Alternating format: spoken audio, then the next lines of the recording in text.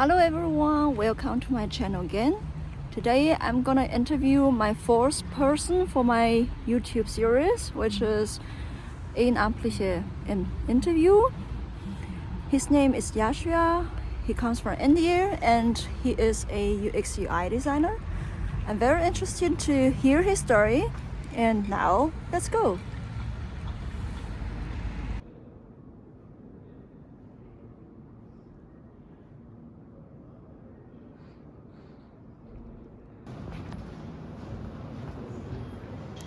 Hello.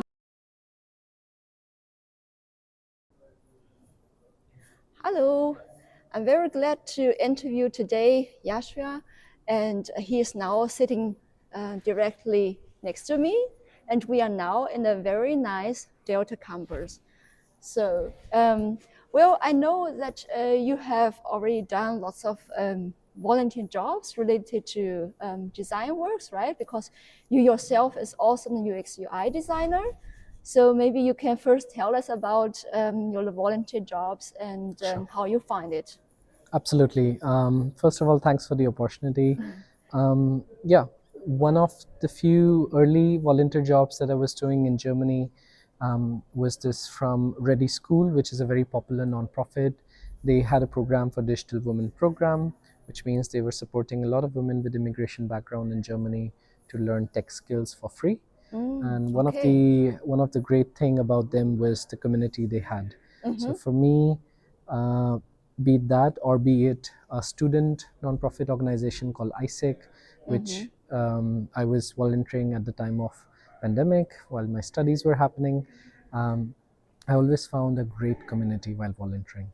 So one of my experiences with volunteering was because they gave me a sense of community and friends and people I'm looking forward to meet, besides my normal other things to do. Yeah, I mean, it's not very it's not very hidden that there is a huge gender inequality in tech, in the Yes. workforce as well, usually. Yeah.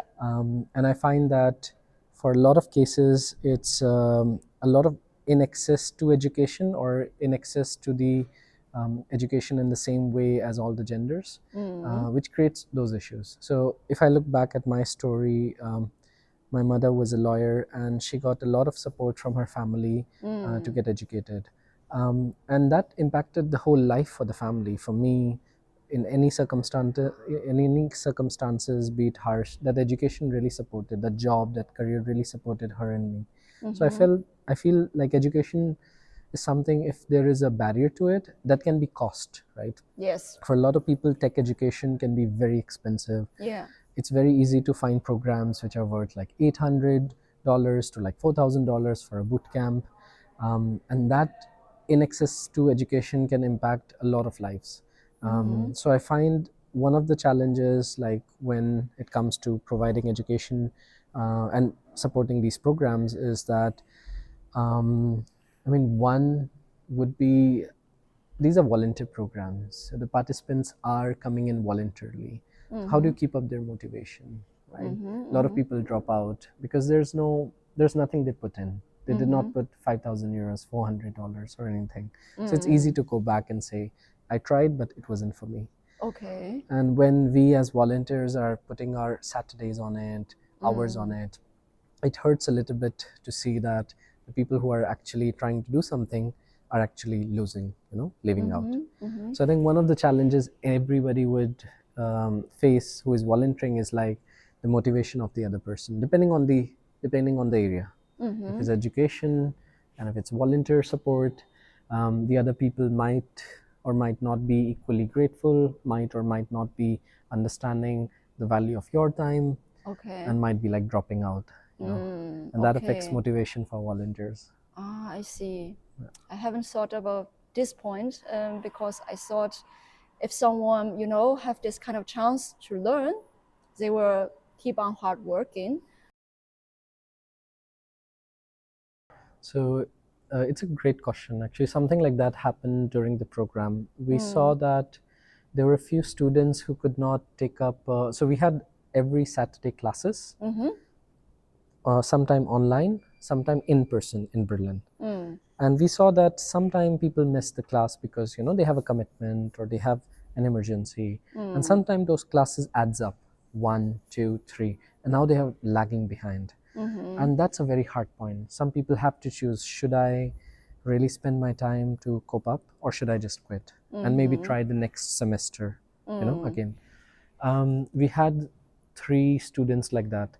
And then that was actually a time when I was volunteering with my job, and then I was affected by layoff, which means I also had more time. Yes. So I thought, why not to put in more hours and offer some mentorship sessions during the week. So when I had the job, I was doing this only on Saturdays because Monday to Friday I was working. Then I was affected by layoff. I was like, okay, the whole week is free. Let's try to see if I can meet more people during the week. I started offering extended mentorship calls, and to my surprise, a lot of people who were lagging behind actually needed those calls. So they came to me on the call, they shared the issue, I gave them the emotional support as well as the knowledge which is missing, which was needed for them to like cope up. And they got somehow the confidence, and they did not give up. And I still remember like one of the students telling me that because of those sessions they were able to continue it. And I really felt that it's a great question. That's why I said you asked, because I really feel like when people are dropping out and we are seeing that they are somehow not able to do it, just asking why is it happening, what can we do. And it's not that much of an effort. Sometimes it's you're already put in so much effort by doing this. Sometimes it's just 10% more that can really open the door and help the other person. So that really helped in bringing in some people back, and I was very happy. So there was a blessing in disguise that I could use that time very effectively. But yeah, I do agree, like there can be something done. Okay, it sounds really wonderful, and I know how much effort you have put in, right? And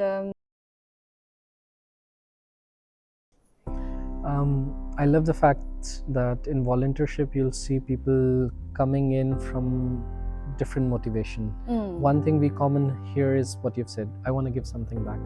And I personally feel everybody has a different meaning to it.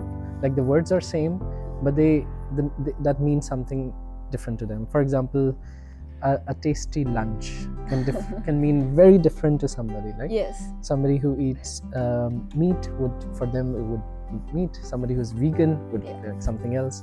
So it's same word but different meanings. Yes.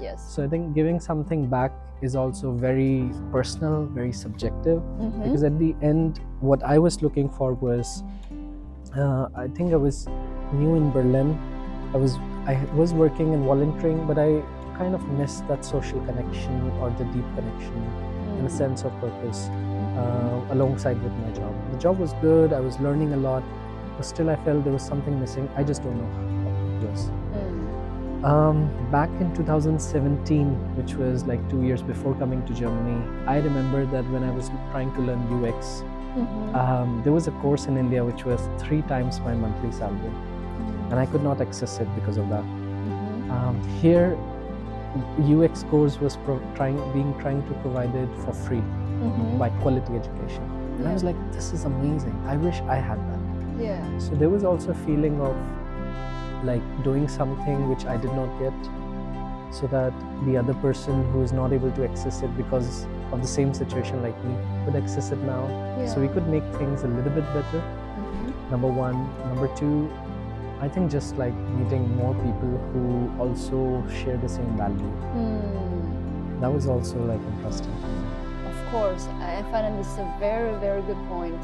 And I feel myself when I do the volunteer job, also in the training courses with other classmates, I would say I feel the very warm energy in the whole room. Yes. The deep connections, that feeling like you can, like in work, sometimes there's an invisible barrier. People are obviously, especially in virtual meetings, start with the agenda. You want to really come to the conclusion. And there's no humanization. There's no like having those chats, getting to know the person. you can see the person is stressed, but there is no space to ask, hey, are you okay? That's true. What's happening? Because those topics are not relevant for the agenda of the meeting. That's Right. true. And I feel like in the volunteer environment, I've met more people who are doing it not because they have to, it's just because they want to. Yes, And that's then true. they're more open to these discussions, and it's just a different side. Although I must agree, there's every kind of people everywhere. It's not that at work I haven't found people who are deep, or who I feel like, oh, they can be great friends. I've met Yeah. people like that. I've had mentors who I really trusted, and I could feel like I can share anything with them. And even at non-profit or like volunteering, I would sometimes meet people. I'm like, why is this person like this? Like, what's wrong? So there's everyone everywhere. Yes, yes, that's true.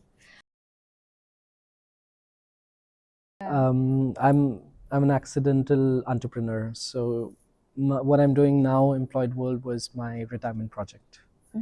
I thought if I have all the money that I need, all the time, I don't have a stress to go to a job, and I have really good resources that I can call somebody and get things done, and I know the connections, what would I do? So I asked myself, and I said, I want to just help people find jobs. So it was my side project, ambition project, and was supposed to be a retirement project.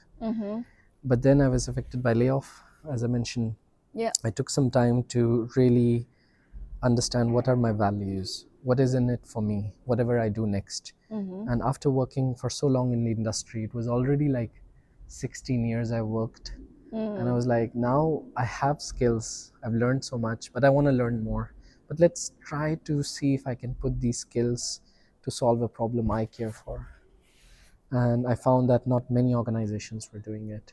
So there were amazing education organizations pushing education, a lot of organizations working in their own areas, but I saw a crisis coming in, which was a crisis for young people to find a first job. And I felt that was just getting worse with the years to come. And that was also the time when AI or ChatGPT wasn't at that rise. Yeah. After that, we can see it even worse thing happening. So the motivation was like, it was a cliff jump moment at one point, but it wasn't initiated by me, it was just the circumstances. Yes, I know. Had I had that job went on, I would have, like, I was on the way of taking a home loan, so I would have taken a home loan, and then obviously I have to pay it, so I would have kept the job for a long time. Yeah. And maybe Employed World would or wouldn't have got created. So it was really the economic situation, uncertainty, and also the frustration of the problem.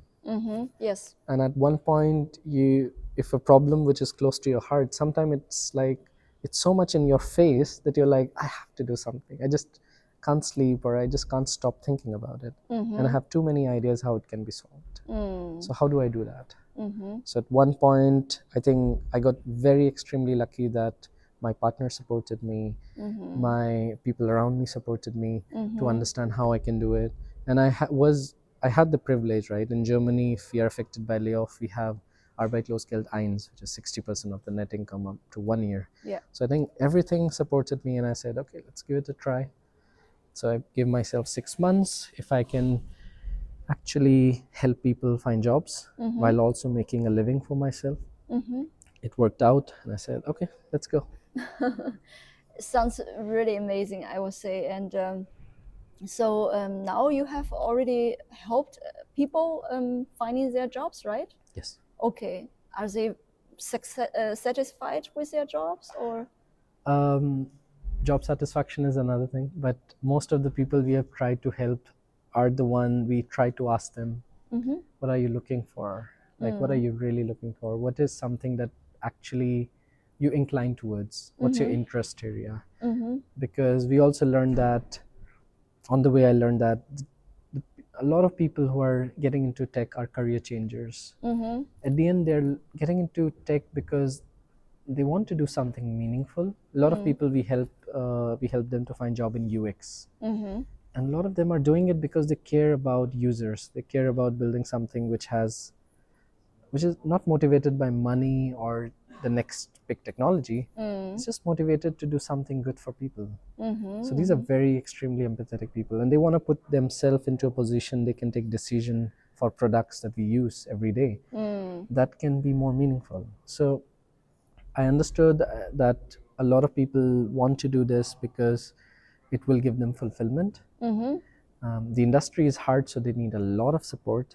And thanks to my background and the jobs I did, I was part of like hiring teams, and I also had so many friends in the network, being a community leader, that I knew I can contact other people as well to get help. Okay, I see. Well, I think it's very nice story, and I have a really great wish for your future and for your company, and because all of the young people, I mean, not all of, but really lots of young people are struggling with their career, and I hope really that more young people can come out and also be motivated, and and I think they will find their good job. Yes. Absolutely. Okay, great. So I think, of course, I have more questions, but I think our video is long enough. And yes, thanks talking to you today. Thank you so much. Thanks for your Okay, time. thank you.